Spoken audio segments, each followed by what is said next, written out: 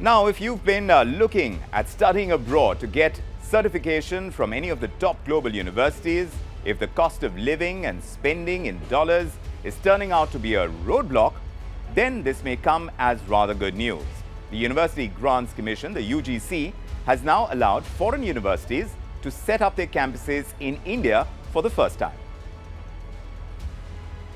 UGC would like to function as a facilitator and provide as much autonomy to the foreign higher educational institution when they set up their campus in India as possible.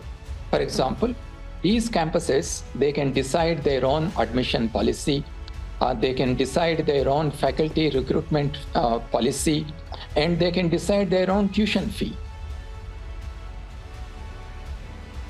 So what are the modalities that could affect you? That's what we're explaining today. First up, what kind of universities are eligible to set up campuses in India?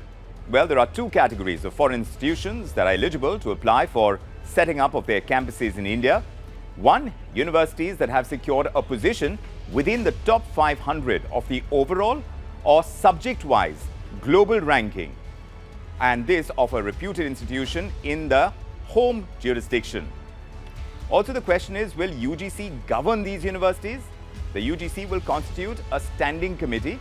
This committee will examine matters related to the setting up and the operation of the campuses of foreign higher educational institutions in India. This panel shall assess each application on merits, and those merits will include the credibility of the educational institutions, the programs that they're going to offer, their potential to strengthen educational opportunities that already exist in India, and the proposed academic infrastructure. And they will make recommendations within a span of 45 days.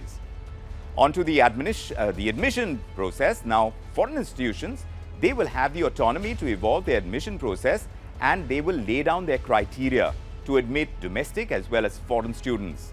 They will decide the fee structure, which should be transparent and reasonable.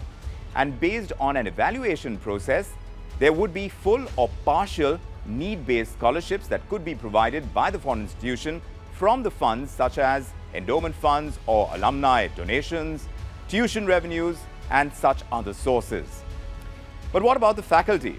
Now, one of the main factors that students consider when they decide to enroll in any of the top institutions is the faculty that's involved. The foreign institution has the autonomy to recruit faculty and staff from India and abroad as per its recruitment norms. They may decide the qualifications, the salary structure, and any other conditions of service to appoint such faculty and staff. But the institute must ensure that the qualifications of the faculty appointed would be at par with the main campus of the country of origin. And what about safeguarding students against closure of colleges and the validity of degrees? Well, the UGC says the foreign institutes shall not discontinue any course or program or close the campus without the Commission's prior approval. In the case of a course or a program disruption or perhaps a discontinuation, the parent entity shall be responsible for providing an alternative to the affected students. The institute must also have a certain mechanism to address the grievances of students. But the students may appeal to the UGC, and this, of course, in the institution, if it does not redress their grievances, then they can take it up with the UGC.